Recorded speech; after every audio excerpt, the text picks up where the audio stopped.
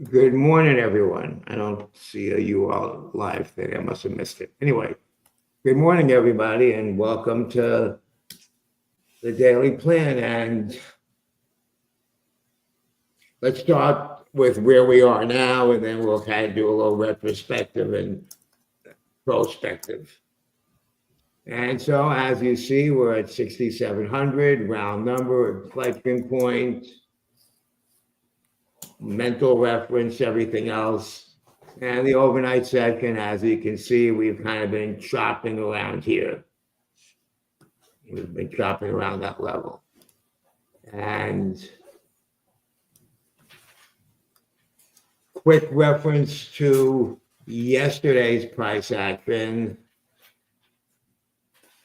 What happened yesterday was as volatility increased, as we lost level after level, we just cascaded down. We pretty much opened near, where's yesterday? Pretty much opened near the high of the day. And we broke level after level all the way down. Kind of stalled out at the 6750-ish area, the 20-day moving average. And then once that broke, we were just again cascading down through levels. Volatility was increasing during this whole process.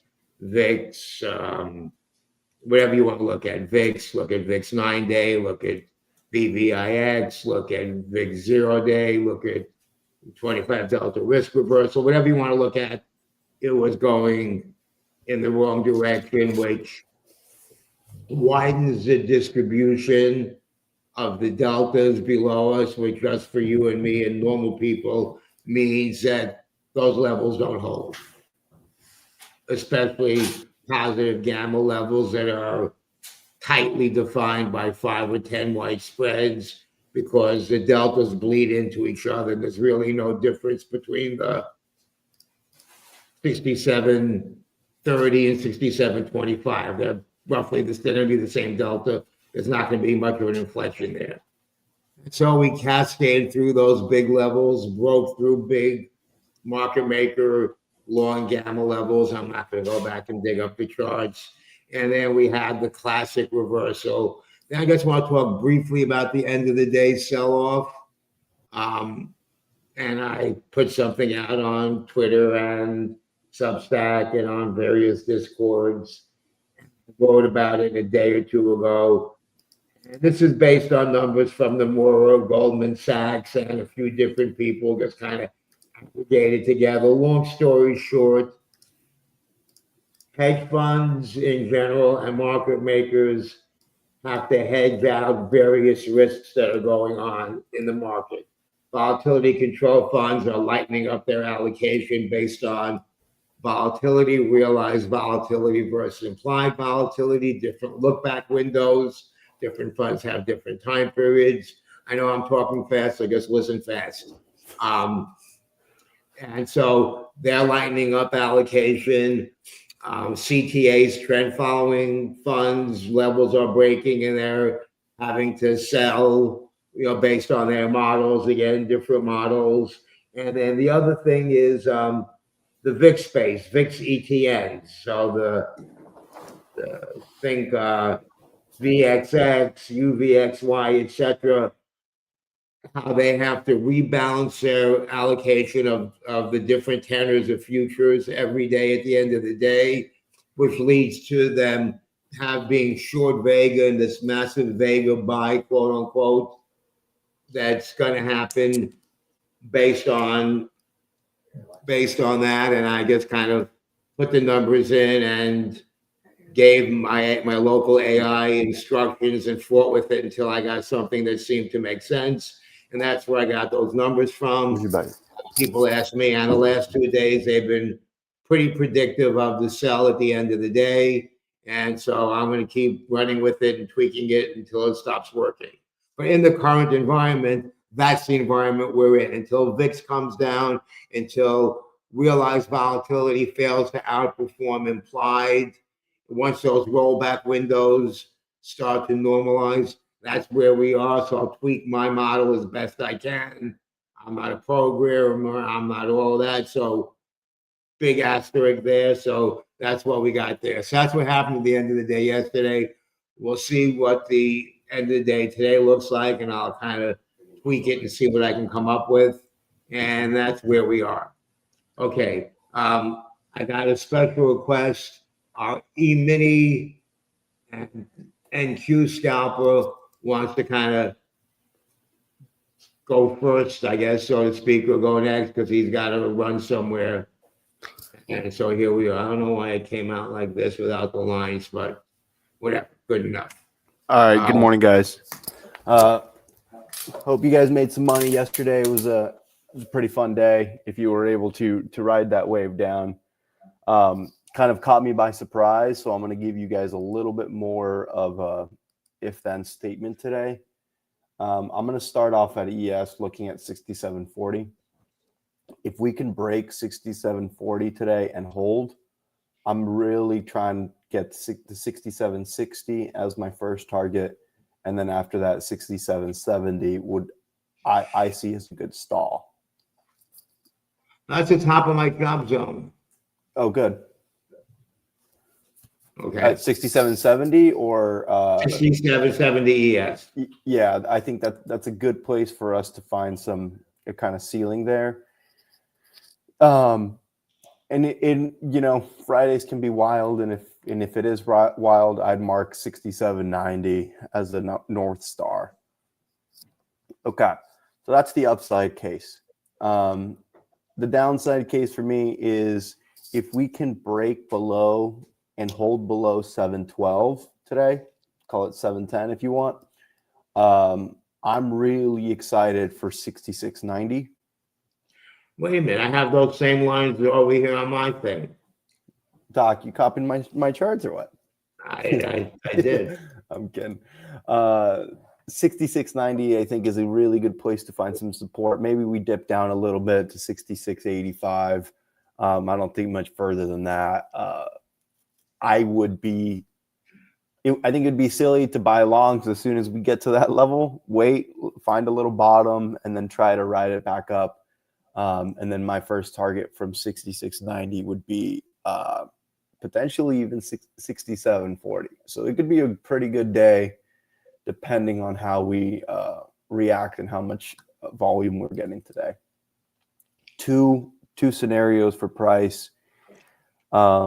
Keep your eye on 66.90. I think we might even get juked out in the sense of getting close to it, but not touching it, which would be a little bit weird for me. I think we would, but in case we get juked out, know that that's kind of the positioning to eat all of this back up to the upside in my eyes. And just, in the overnight session, that 6,700 level, a little bit below a 6,710, has been kind of an anchor. And, round numbers, human beings like the round numbers. And right. Are they going to buy there, sell there, whatever? So far, there's been buyers interested before we got to 6. Now, whether they're buyers or short coverage, it doesn't matter because it's still buying. I don't care why they buy. They buy. Mm-hmm. And so we'll see.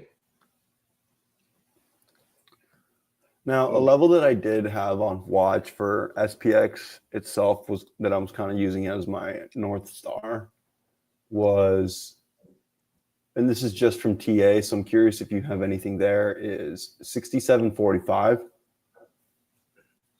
on SPX. Okay, on SPX. Okay, let me switch gears back to SPX.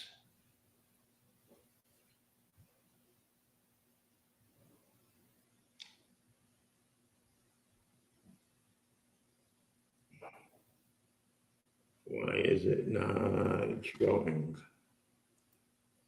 It could just be a mystical line that I thought looked good, but maybe I was hoping we'd see something on the option side. Well, I put my voodoo line at 67.50, which is the roughly the 20-day moving average, although if I just kind of look at the TA 101 or price action 101, we topped out we have a quote unquote double top, or whatever you want to call it. We have this little formation right here at 45. Yeah. So it kind of makes sense. So, I mean, I'm marking that for what it's worth on my chart. Below it, I'll probably be looking more short side. Above it, I'm looking more upside. So just to kind of clear a little bit of the smoke. Okay. Thanks. All right, now I'm gonna Take it away, Doc. Okay, so a few quick things to mention in context. Okay, so obviously we're having a sell-off. There's whatever the systematic mechanical parts of the sell-off are, like I mentioned, the various hedge funds, volatility, vol control hedge funds, and CTAs, and various asset manager models, that are all systematic and mechanical. That's contributing to the sell-off. Then there's the mechanical nature of the structure itself, with volatility increasing and levels getting knocked out. Various structured product notes that maybe hitting knockout levels. There's a lot of stuff going on under the hood that's kind of contributing to this. And then there's the discretionary traders that say, wow, this looks like crap. And so they're buying puts or shorting whatever that's adding fuel to the fire. In addition to that, there's whatever the narrative is. And whether the narrative is, I know people are talking about the stealth quantitative easing and the repo market, Fed injecting liquidity. Oh, the system is in trouble. UBS put out a note a couple of days ago about private equity loans or whatever may be underwater, banks may be stressed, and maybe whoever they are hiding it. The AI narrative. So there's all that stuff in the background going on. I'm kind of a believer in price makes headlines. If we were going up, the narrative would be Fed's injecting liquidity into the system. QE, yay, it's adding liquidity. Markets can go up. But that's my cynicism. I don't know, maybe realism. I think price makes headlines. Because after all, if I'm writing an article or doing a TV show, I've got to look at the chart and explain to people what are happening and make the headlines fit the narrative. Anyway, so here we are back at 6,700. Nothing big today other than the lack of NFP and the whole government shutdown, which is another, talking point narrative piece. And speaking of talking point narrative pieces, yesterday, and my bad, I didn't realize it until too late in the game, the Challenger employment report came out, which is something no one, I've heard of it, something I never paid much attention to. But in the absence of other information, the market being starved for information, it came out. Employment was like the worst since October 2023, based on some article I read. And that added fuel to the narrative, to the downside. If you remember, the downside happened yesterday before the market opened, where we lost 6,800, and then we just kind of went down. Okay, so that's the neighborhood we're walking into. It's a dangerous neighborhood. So make sure you come into this neighborhood armed.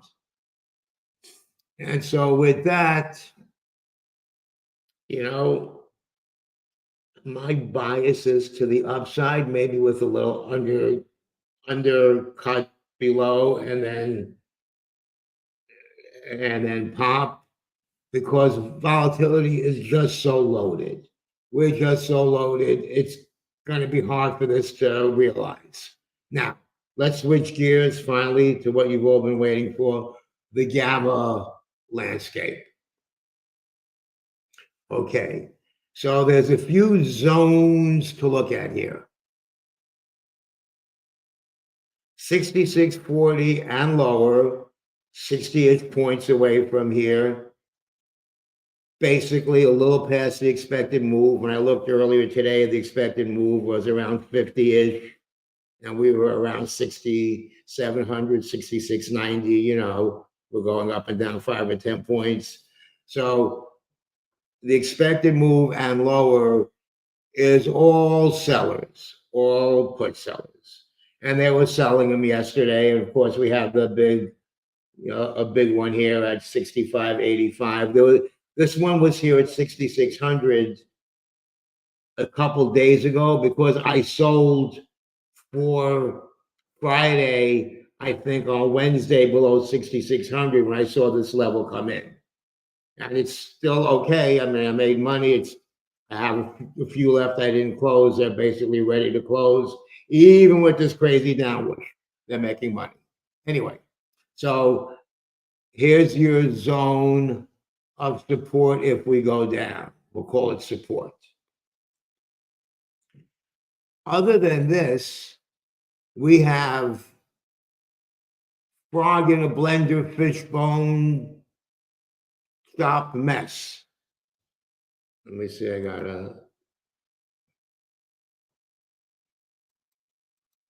my mic suddenly got muted.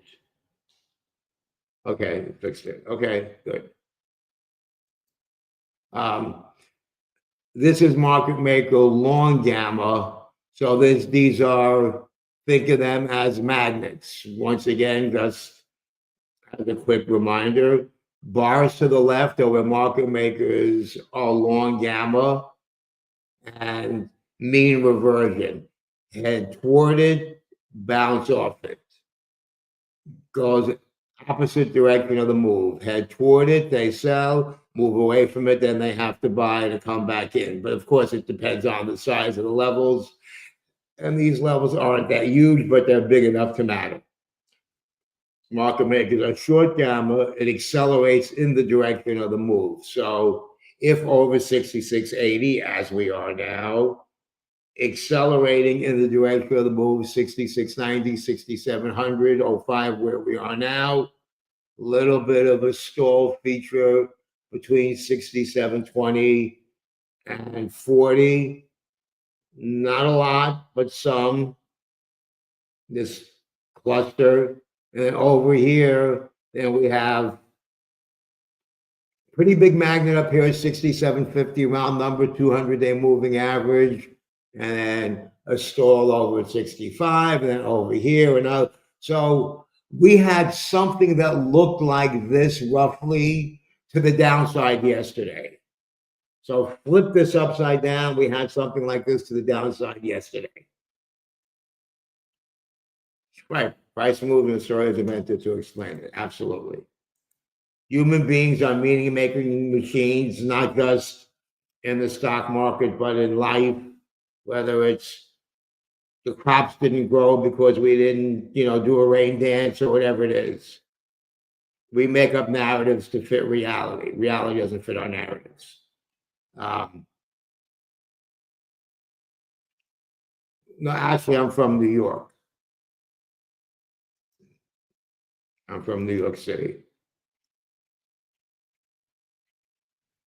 I'm from New York City, Lower East Side, very New Yorky. Now I'm in upstate New York in the country. So that's kind of what we have going on. Let's take a look at the same thing from a little different point of view. Let's look at the raw numbers. Oh, you lived in the Upper West Side. Okay. I lived on, well, my brother lives on the Upper West Side in Central Park West. I lived on the Upper West Side briefly for a year or two in like 81, 82. Central Park West. No, that was on the east side. It was Park Avenue and 81st Street. I never really lived on the Upper West Side. My brother lives there. I was always like on the Upper East Side of Greenwich Village. Well, Lower East Side as a kid, but Greenwich Village as a hippie. So anyway, I digress. So we have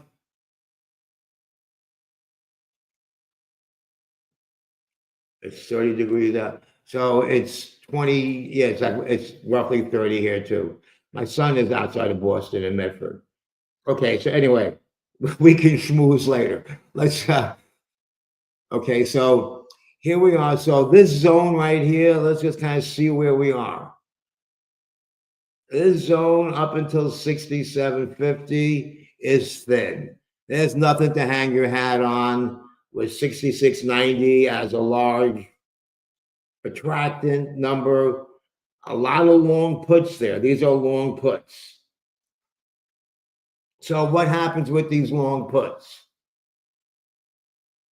Well, what happens with these long puts is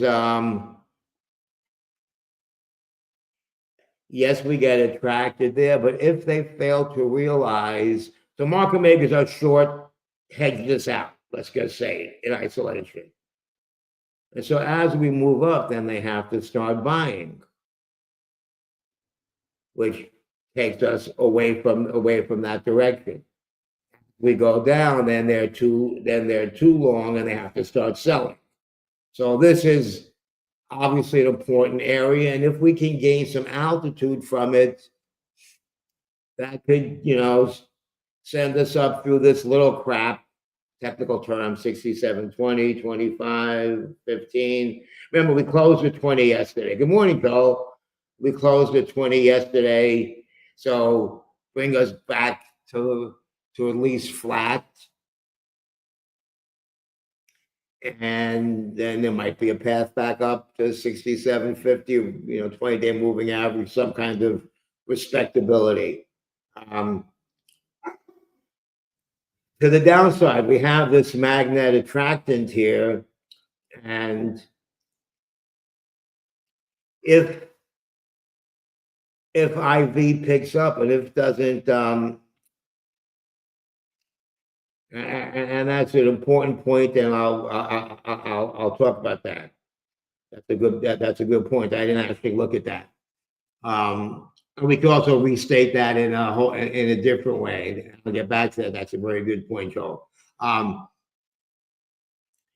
If we kind of get sucked down here, there's nothing stopping us, and there's this pretty big area at 67.50. However, let's take a quick look over here at 67.50. Whoops, that's not what I wanted to see. I wanted to see 67.50. What's the delta of 67.50? Excuse me, not 66.50. So the delta of 66.50, something is wrong here. Oh, I want to see open interest here.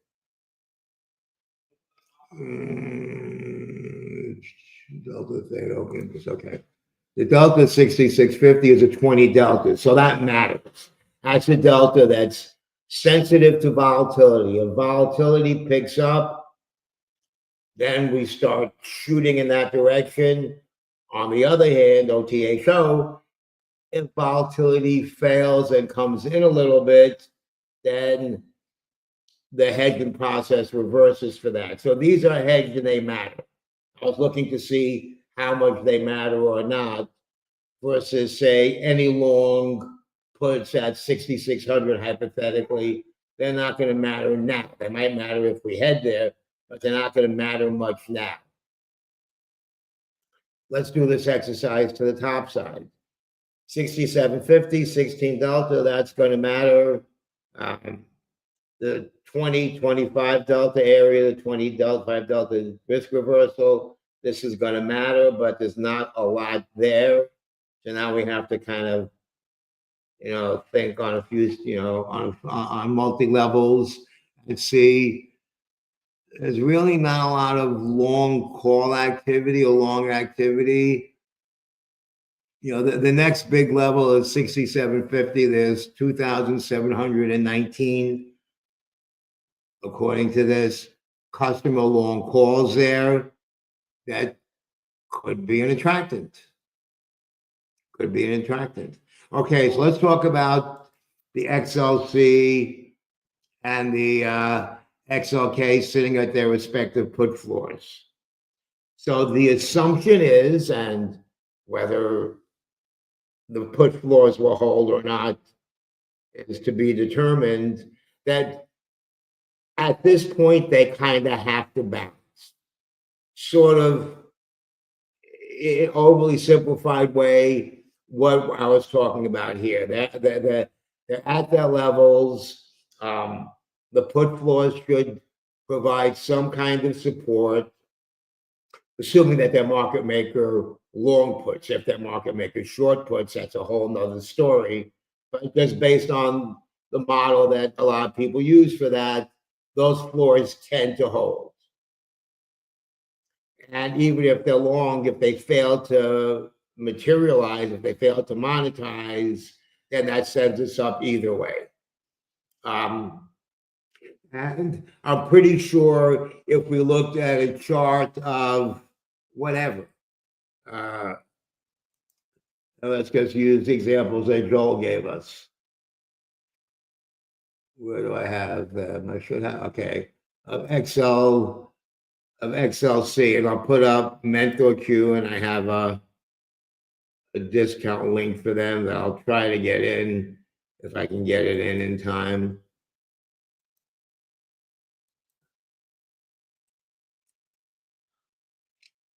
Okay, and so I guess this is a put floor level, or maybe there's another level a little further down at 110. XLK. Let's look at XLK. Where'd the L's go? Do I not have XLK on my thing? That's like almost sacrilege. I don't trade XLK much. My own shares from like a million years ago. Yeah, I don't really trade it. XLK 290 is the floor. Let's take a look. Okay, so we're kind of broke the floor, so to speak, or at the floor in XLK. Let's look at QQQ as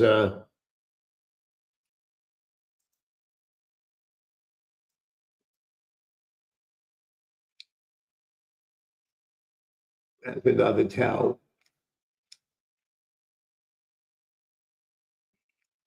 And so we're below the QQQ floor. There's another one down at 603.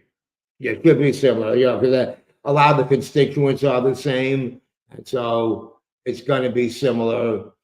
So long story short, a lot of the big tech are at their floors. That doesn't mean that they have to go up, but we might kind of figure that they might. Now, we could easily undershoot. And let me say this about these put floors. What happens, and we'll just kind of use a more simplified example. We don't have to overcomplicate it. Let's go back to this. Unless you just use this 6690 as a hypothetical example. I'm just going to look at this in isolation. 6690, there's 2,100, 2,100 customers are long those puts. Okay, so let's call that a put floor. If we're above that, if we're a couple points above it, and we hold price steady and just let time pass by, or we move away a little bit, these deltas get less. These puts lose their value, and the market maker's response is to start buying. And that would send us up. Great put floor.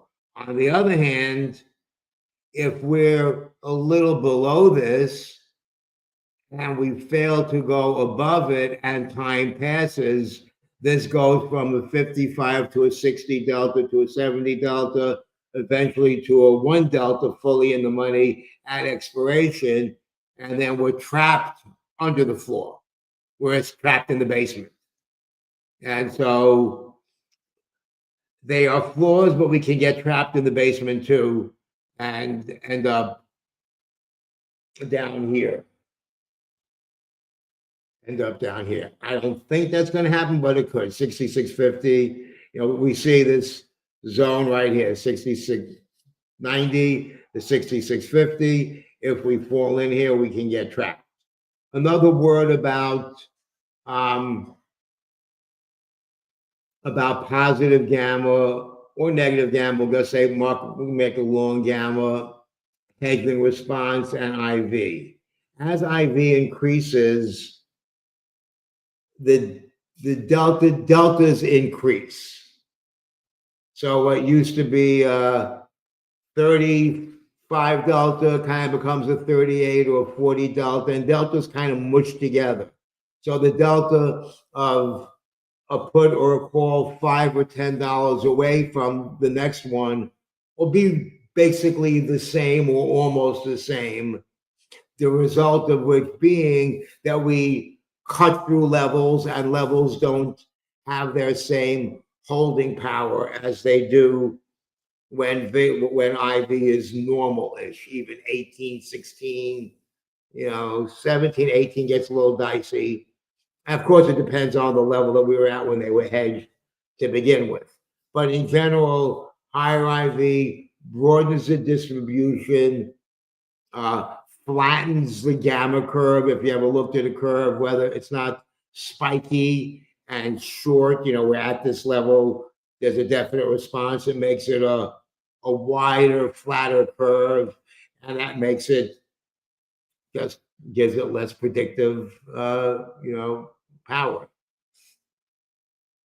Let's take a look at VIX.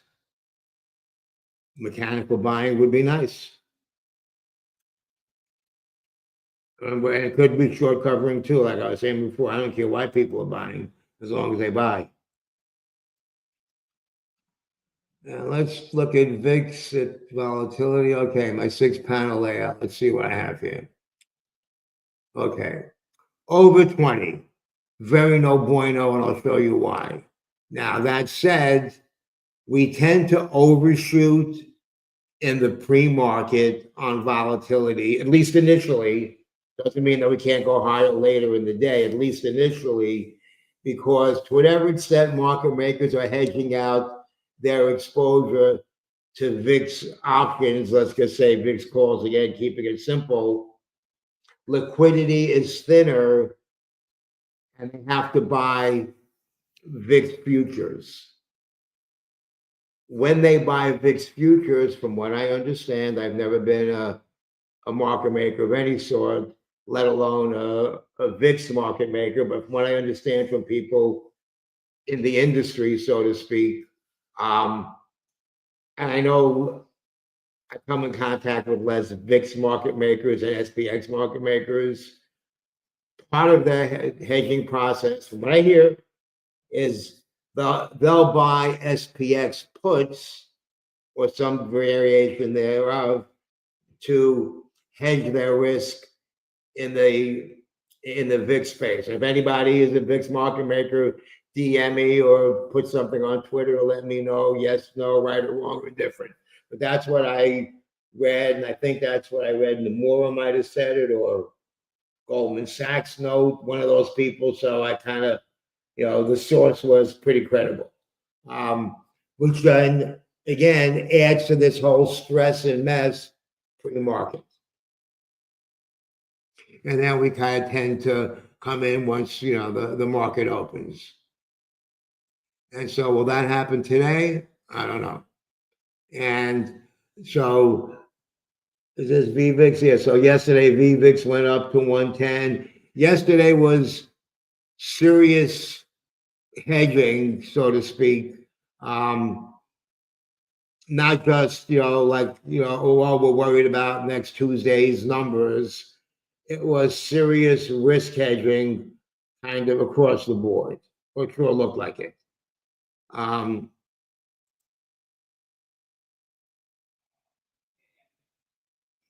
Looking at SDEX. So,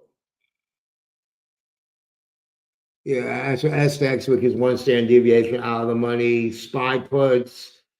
Yeah, I didn't really find a divergence when I looked around between different volatility metrics to say, oh, it really wasn't as bad as it looked. It looked pretty bad and it was pretty bad. Is it at max stress bed? Not yet. We're not in backwardation. So the whole curve is shifting up. Thank you. That's my girl. And retweet, restack, reshare. That's the other thing. Thank you. That's where we are.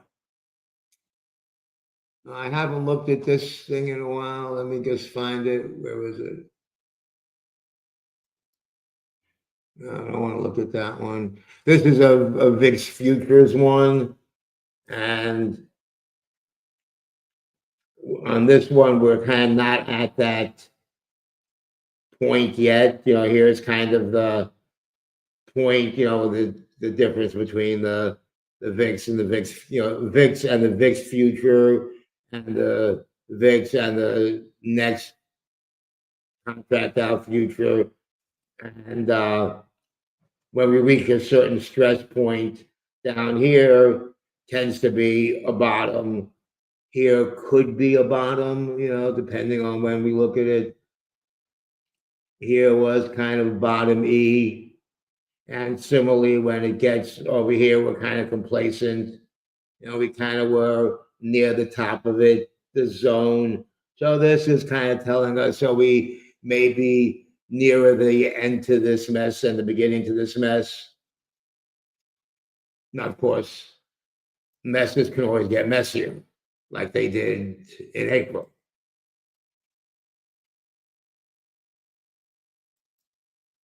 It's the same thing. That's a variation. I was looking for my other thing.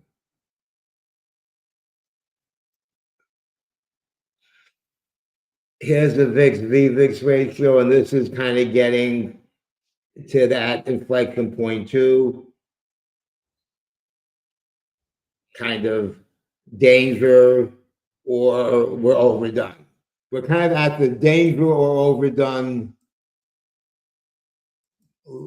part of our story. Let me find, here we are. Here we are, that's what I was looking for. I might have 5 things of the same thing open because sometimes I'm not sure how to find what I'm looking for.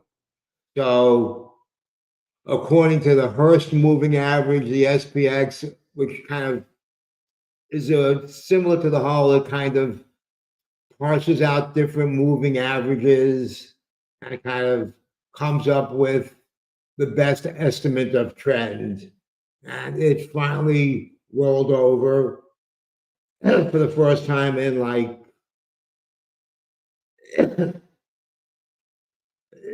however long this is. First time since May, since April. Does that mean it's going to stay rolled over? I don't know.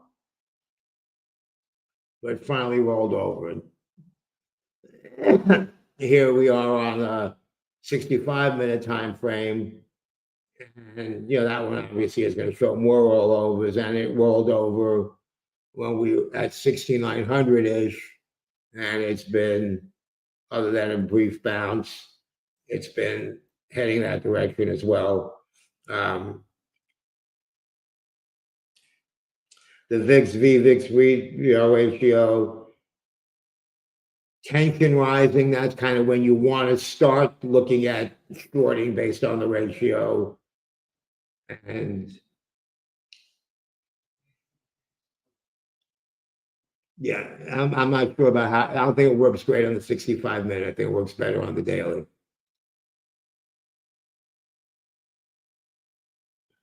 And this rolling 10-day Z-score I got from Eunice Sinclair's book, and I just asked ChatGPT how I make it in TradingView. And again, you see it's kind of at its inflection point. kind of, looks like we should be there. Maybe not forever, but at least, for a bounce. And that's what everything's looking like.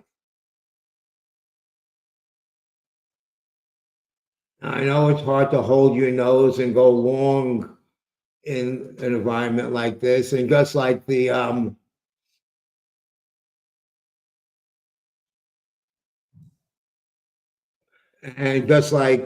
all the hedgers, myself included, when I was buying put flies or whatever, when we seem to be at the all-time high at 60, 900-ish, whatever, and they were just failing to pay, then suddenly they paid, and I monetized some stuff last day or two. But dip buyers have been beaten up this last week or two until they won't be. I don't know when that's going to be.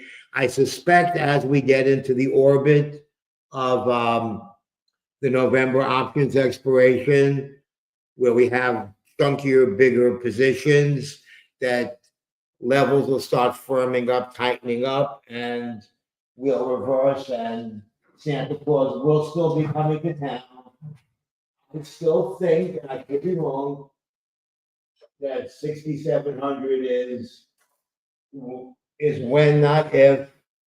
But the jury is out right now. We have the 60, the 50 DMA. We're caught between the 50 and 20 DMAs, which is not a great place to be. Not a great place to be. Okay. Any final? Oh, let's do a quick peek at an option chain. So I'm not sure what I'm going to do today. Below 6,600 is awfully tempting.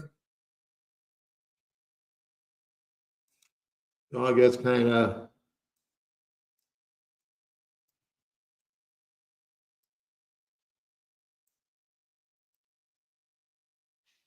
I'll just put one in for fun. And let's go back to where the actual big, okay, so 6,600, I mean, there's no juice down here at 65.75.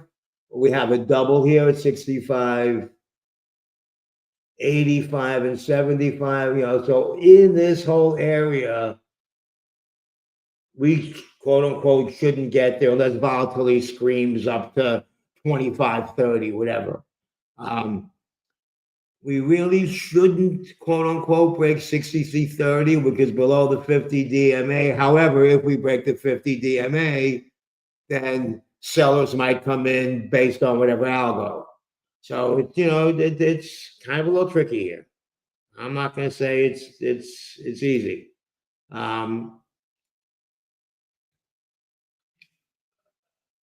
If I was selling 5 wide, I don't know.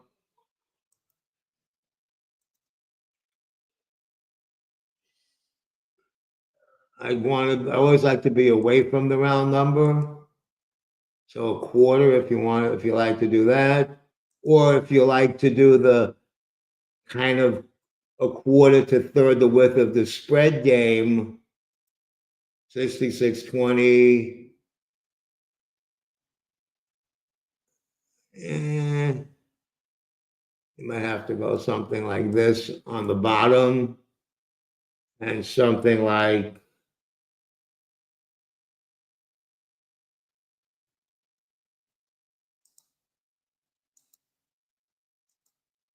that on the top-ish. I'll put in one for fun. Or if you want to be more by the book, what happened there? You want to be more by the book and kind of go for a third the width of the spread or close to it. I wouldn't want to be too by the book because of that 66.30. You might go for something like that. Not investment advice, just kind of standard trade structuring 101. Different iron condor styles. I'm just going to put one of these in the placeholder for myself, buy it close 50%. We'll put in the second one, similar for $1. Flies. Let's look at a call fly. Should we get on our horse even a little bit and head toward 50?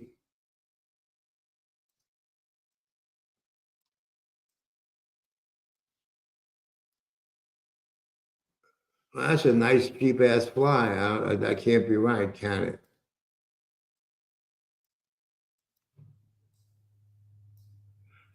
Wait, something's wrong here.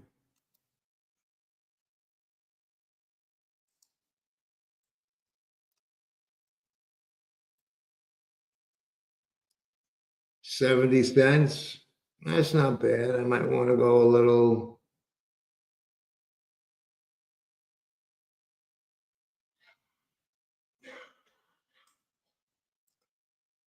I'll put one of these in for 80 cents. And on the put side,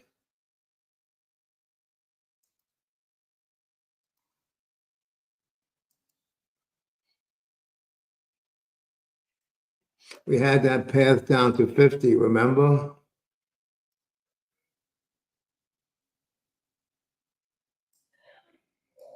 So I'm going to go something really crazy.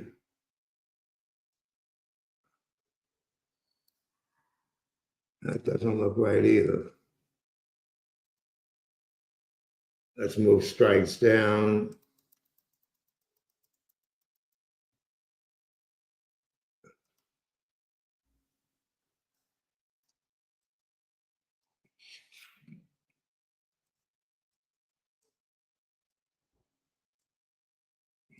Something like that for 55 cents. Understanding that this could be thrown away money. Usually it's not, but it could be. And then I'll play with that. And that's basically it. Okay, Joel. See ya. And today I'm not going to be so eager to sell puts or calls, iron condors. I might just look to scalp. Say TGIF. I got out of the week green.